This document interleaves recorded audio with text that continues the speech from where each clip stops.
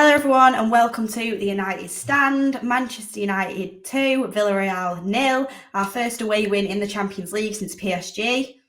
Carrick's at the wheel. Joke. No one clicked that up. But seriously though, it's really nice to see Manchester United obviously win a game. And yeah, it wasn't pretty. Yeah, the first half was extremely boring, but we managed to get there in the end and we managed to win this game. And we're not in the Europa League anymore. So, we've got a season without Europa League football through to the last 16. All is well. Obviously, we can digest the performance. We can talk about the performance. It wasn't a 10 out of 10 performance by any means, but we managed to get the job done. And this is what I want to get into. The first half, the second half, there were two different things, especially when the subs came on. I think the game plan was sit deep, soak up pressure, try not to let them score, and then in the second half, I think when he brought on Bruno and Rashford, that was him kind of going for it and him kind of saying, I think we can win this game. And it worked out very, very well. I think the subs of Bruno and Rashford, particularly Bruno, were excellent subs. And I think it really kind of was the cherry on top of the cake for the game plan in Carrick's eyes. But besides that, in the first half, for me, it wasn't great. It was defensively, we were solid. I think Wan-Bissaka defensively was great. I think Lindelof and Maguire defensively, especially Lindelof, I think he won 100% of his aerial duels, and we know he's not that great in the air, but he was really solid tonight. Tellez, a bit shaky defensively, but with that help from Anthony Martial, he seemed a lot better. And I just think the defence in general were really, really solid. And plus, David De Gea, one of the best in the world keeper-wise. I mean, his saves were ridiculous tonight, and it could have been a different story if he didn't make them saves. But the only problem with the first half is that we looked lackluster, we looked scared to go and press, we looked like we kind of we were happy to let Villarreal have the ball and we're happy to kind of stay at 0-0 and hopefully get into the second half and go and attack them in that point. And for me, really, when you're watching Manchester United, you want to see players passing through the lines, passing the ball, getting into the final third, having chances, having shots on goal. And that really, really didn't happen. I mean, first half was sending me to sleep a little bit. I think we looked way too scared for the calibre of players we have. And I think we should. The problem is we still, with the same coaching staff, like we've said before, you're not going to get that much change. You still could understand that the players didn't know how to progress the ball from deep. They didn't know how to get the ball through the lines. You saw Donny van de Beek getting bypassed due to the fact that Freddie McTominay struggled to pass it out from the back. They're not CDMs and their passing ability is extremely poor. And when you're trying to distribute that ball, that's always going to be a problem. So I think that got lost. Jadon and Martial couldn't get on the ball that much because they were getting deep a lot of the time. The times they had the ball and they were passing it back to the fullbacks, they should have been making runs. And the times they did make the runs, the balls didn't really come to them because we couldn't pass it through the midfield. So altogether, that combination in the midfield for me is still, I think, well, we know who that Carrick now was the one guiding Solskjaer into playing McFred. I think he's a McFred lover, but unfortunately for me, I think we definitely need a CDM as soon as possible. For me, them two still cannot be our CDM at the back because there's just no passing ability through that midfield. And McTominay especially, his passing is so poor. And when he does pass the ball, it's a lot of the time it's backwards. And then when he finally makes a pass forwards, you're like, why aren't you doing that all game? Like constantly passing the ball backwards when people are making runs. It's really, really unfortunate for the attackers because they'll make them runs and then they don't get the ball passed through to them and then you start to give up because you know that ball's not coming through to you. But the game did change when Bruno Fernandes and Rashford came onto the pitch and you saw a completely different Manchester United. You saw them building the ball up through the midfield because Bruno was dropping deep, which we've not seen from him in a while. Bruno dropping deep into that three in the midfield worked extremely well. He got Jadon Sancho on the ball a lot more, who I thought was man of the match tonight with De Gea. I thought them two were amazing. I thought Sancho, his creative skill, the way he was putting balls into the box, the way he was getting himself into space, the way he looked after the football, and David De Gea with the saves he made, crucial saves that could have really got us in a spot of bother early on in the game. I think them two, for me, 100% man of the match. But obviously, when Bruno Fernandes came on, there's no denying his creative flair as a player. The balls that he was putting into the box, the balls that he was kind of passing out wide, passing into the middle, making them triangles in the attack. He really started to make things tick.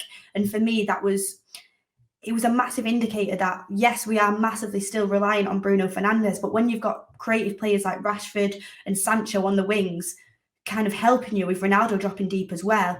He really, really, really helps to make that creative flow happen, and you're always going to score goals, which is what we saw.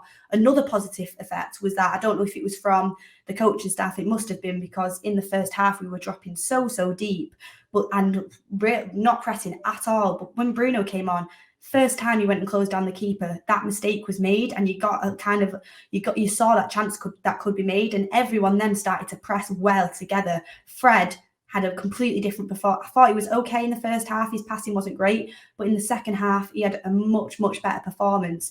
And his pressing on both the goals were the reason that we had the goal. And I think his closing down was great.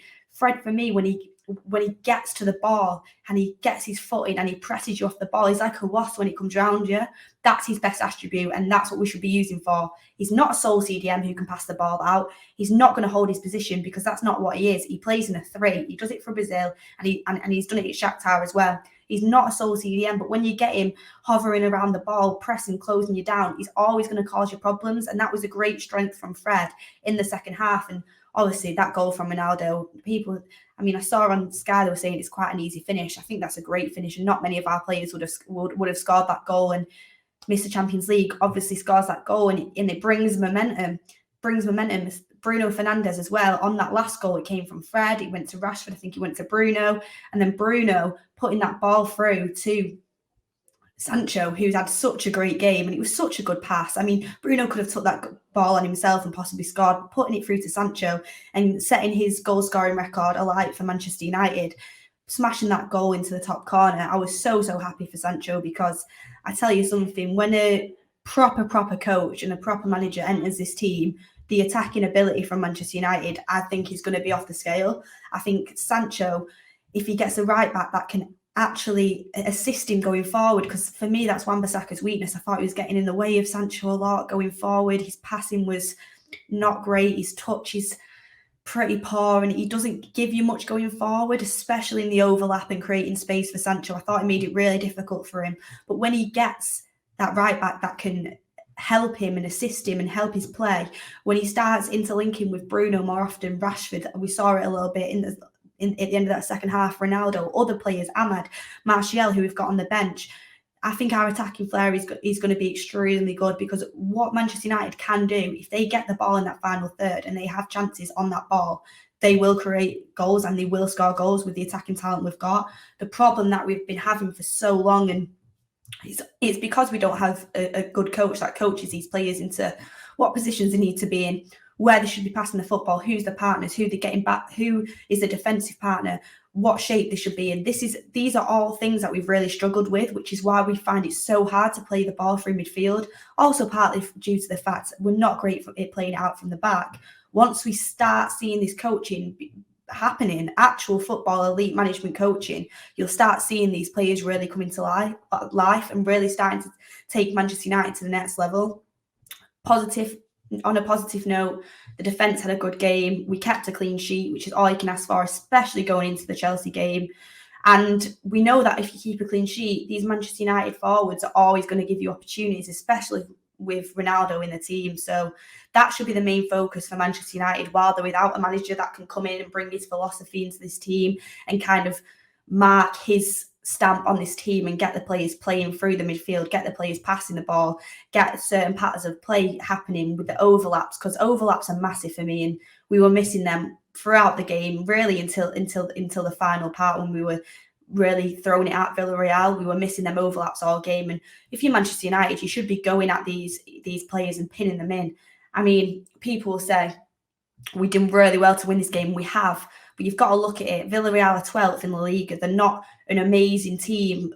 Chelsea are going to be a different ball game at the weekend. And to kind of hope Chelsea don't score for 45 minutes is extremely positive. If Manchester United think that isn't going to happen, it's slightly naive. So you've got to be really on the ball if we're going to go and play that game plan at Chelsea. But all in all, you've got to be happy. We've struggled against Villarreal for the last 2 times we've played them. We managed to get a win again in the Champions League. No Europa League football. Players like Jadon Sancho looking like they're really coming to life and enjoying the football. And we've only seen a tiny bit of what he can do. I think he's going to be an amazing player for Manchester United. And I'm really looking forward to hopefully seeing a coach come into this team and really make a difference, because I think Manchester United have, like, despite what everyone said about how bad Ollie's management or coaching was, especially towards the end of his Manchester United managerial career, he's left us with a great squad who do have the ability to go out there and win football games, and they could play at a high level when an elite tactical coach comes in and trains these players and gets them playing. Again, midfield massively needs addressing. I think we need one or two midfielders, defensive midfielders. To only have the option of McFred in there is so poor. You can tell the difference from the rest of the team. Them staying on for 90 minutes, particularly McTominay, you need someone fresh in there who's going to be able to play 1-2s, get tackles in, be positionally aware, and really drive the football forward instead of playing negative backwards football. Apart from that, I'm happy with the result. The first half wasn't great, but we can't get carried away. We needed this result on the back of, obviously, Ollie leaving and the back of the few weeks. We've not got Europa League football. The players now can get excited about playing in the last 16 of the Champions League. And we've got a big game coming up at the weekend, which I'm excited to watch. I mean, it's going to be a lot more difficult than today, but I'm excited to watch it, and hopefully we can implement a game plan that can get a result against Chelsea. I'll be interested to see if Carrick can do that, because I'm just waiting for the next coach to come in desperately, because I think we need a new coach desperately. Realistically, in the coaching staff, nothing has changed.